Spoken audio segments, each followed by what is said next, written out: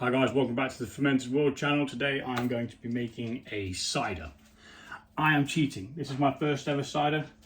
I am just going to simply use some apple juice, which is from concentrate. So it's 100% apple juice, nothing else. No added sugars, no nothing, no sweeteners, no nothing. And I've got 4 of these. Not sure how many of them I'm going to use. Other ingredients today, I'm going to be using a bit of brown sugar. Mainly to give it a bit of a nicer flavour, I suppose, than just using normal sugars. I've got some dried apple rings that are left over from a sizer. I plan to use all of these. I'm going to use roughly half of what I've got left in the fermentation, and then I'm going to use the other half in secondary. And also, I bought some fudge over, well, my lad bought some fudge over the weekend, and he said, I don't like fudge, after I just bought it and we'd opened it. So that's going in as well. Bit of a random one, I know. And I'm using a leftover yeast from a session IPA, which was from Pinter when I used to brew with Pinter, their pinter system. And it says tasting notes, fruit and estery aromas. I'm not sure what the tolerance is. I'm going to say around 5. So we're going to have to be very careful with the amount of sugar we add, because if we add too much sugar, we'll have residual sugar. Now, I don't mind a little bit of residual sugar, but I do believe that it'll be better if this cider's dry. Normally when I have a cider, I drink a dry cider.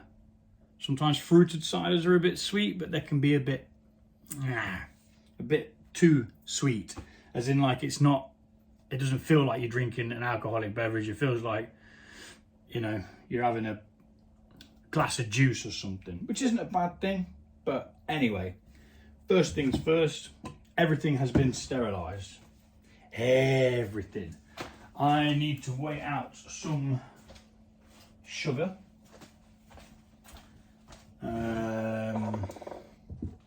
Brown sugar. I'm going to start off with 100 grams because I don't know how much I need to put in. What I'm going to do is I'm going to guess how much I need to put in by what the gravity is in increments. So first of all, we're going to add all of the apple juice. We're going to take a hydrometer reading of the apple juice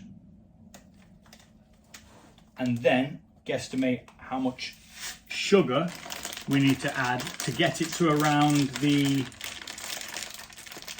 1.0, I'm going to say 4.5 to 4.8. That's where I want it to be. That's where I know that a normal yeast can eat up the sugars, no problemo. So we've got 100 grams of that. There's about 150 grams of fudge.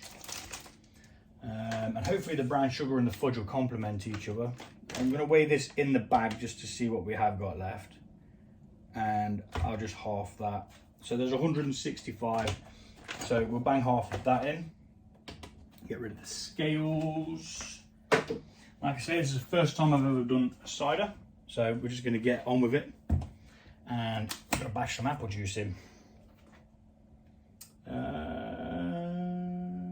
Yeah, we need to find out what the apple juice is first.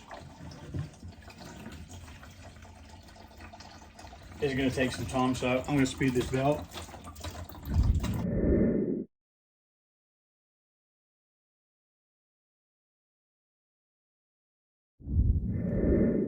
Righty-ho, so I've only put 3 of them in for the simple fact that we're going to be adding other adjuncts to this, other pieces of the recipe. This is just mashed together, by the way. I haven't followed anyone's guidance, method or recipe. I've just had a couple of things laying around that I want using up, and I was going to do a cider anyway. So yeah, so we've actually got just a little bit over 3 litres, and like I say, anything that we add to this is going to raise the volume. We're going to be fermenting in one of these, which is a gallon, which is about 4.5 litres. So we don't want to go over that mark. And the fact that we're putting in dried apples in there as well just gives it the possibility which reminds me I need the Pectolase out. It gives it the possibility of rafting, where the fruit sits on the top, the bubbles lift it up, and then it causes it to come out of the bubbler. Pain in the arse, but you can get around it. It's pretty simple. Right, so now I'm going to see how much sugar's in this. It'll be interesting to know, to be honest, because I'm a geek like that. And we can be as heavy-handed as we need to be as well, because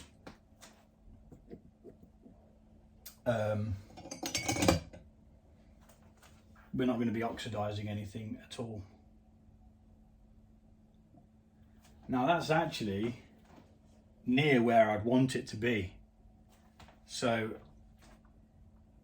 I might not even add the sugar. That's at 44. No, I'm not going to add the sugar because there's going to be sugar in the fudge. And yeah, so I'm going to put the sugar back. That can go back in there. It's all been sterilised, so that's all good. Not using the sugar, which I didn't expect not to do really. So for it, we're going to use something called Pectolase. Because I'm putting in dried fruit, it might cause a bit of a haze through a protein called pectin, or is it an enzyme? I think it's a protein. This just helps delete that, break it down and stuff. So that's going to go in there. How much do we need? Use 1 level teaspoon per gallon.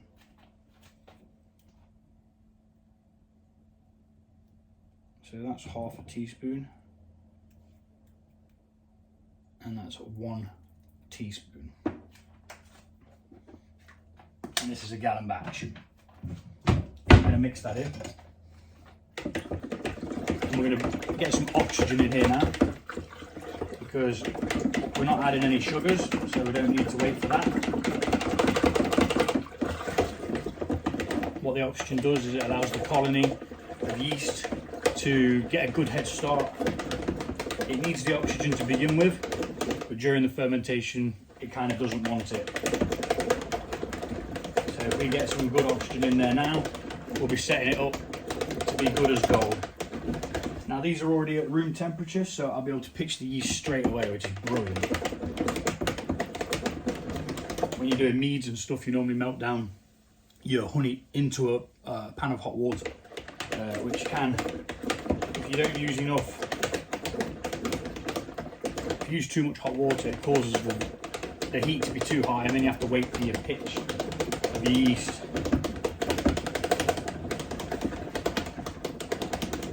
So, plenty of oxygen in there. So the next step is to get the demijohn, put the fudge in there, and the half of that bag of dried apple rings.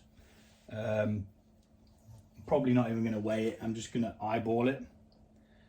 I'm tempted to put some raisins in for like tannins, which is what we do with meads, but I don't know whether I should.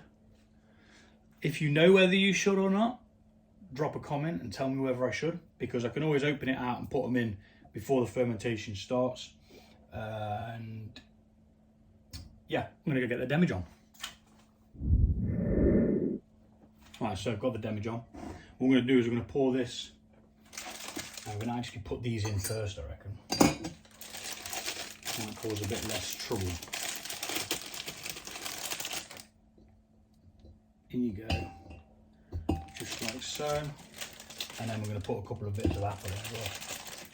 I'm going to go over the top with the apple.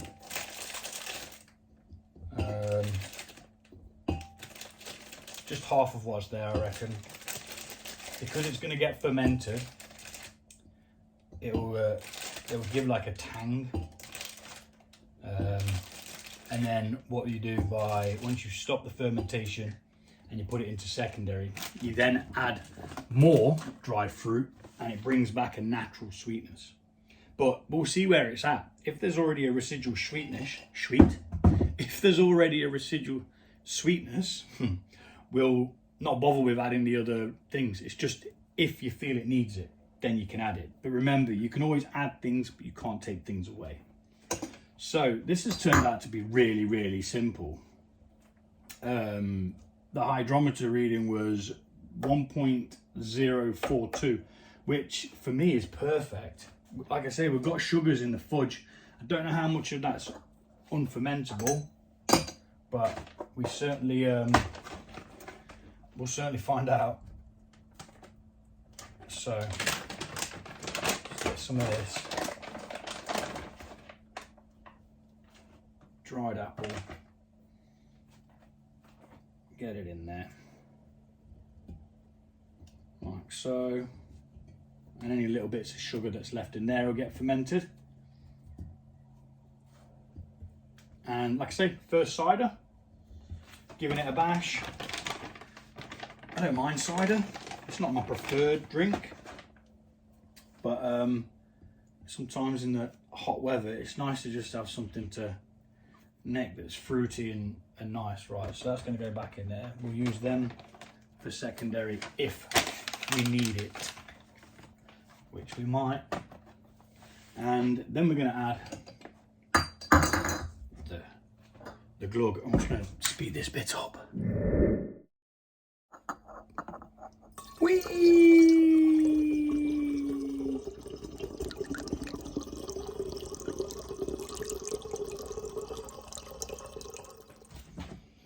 And I'll just do this last bit without bothering to speed it up, so then I can just carry straight on with the next step, which is pitching the yeast. Although no, it's not, because we're going to check what volume we've got. We've only put 3 litres of this in. We didn't add any sugars, so we're probably going to have maybe 5, yeah, of course, 3.5. Yeah, that's hardly any. There's plenty of room for extras. Right, so we're going to add some more apple juice, which I'm going to speed up because it's boring.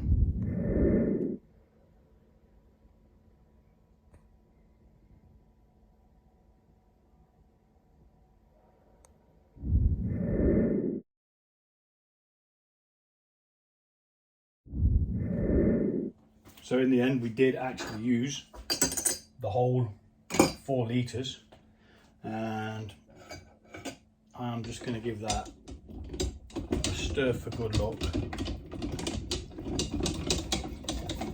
just because.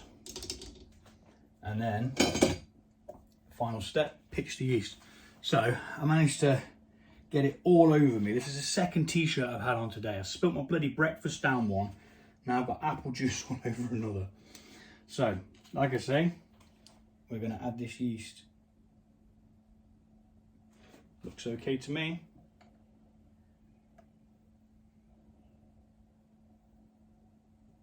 We already know the temperature's good because it's all been at room temperature. So nothing's going to bother it. Nothing's going to affect it. It is going to be all good. Mix in your yeast.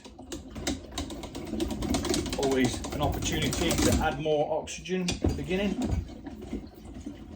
Never a bad thing.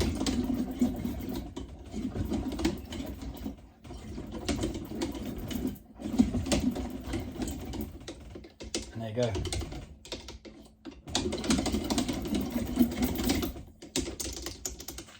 That is as simple as this cider is going to be. Nothing else to it apart from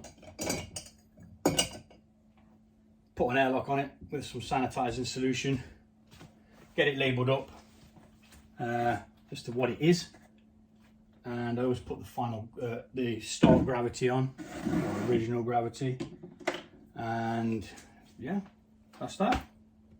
The yeast is going to start duplicating, forming a colony. It's going to take on the sugars. Byproduct of it eating the sugar is alcohol and CO2. CO2 comes out, alcohol stays in, I'm hoping for about 5. About 5%, I'd be happy. And if it's lower than that, we'll just have to drink more of it. Which again, isn't a bad thing. Right, so that's that. Nothing else to do. Take it easy. Check back in, I don't know, maybe a week or 2. And we'll have another video of it being tasted. We take a hydrometer test again. And we go from there as to what's happening and what we're going to do. Take it easy. Thanks for watching. Peace.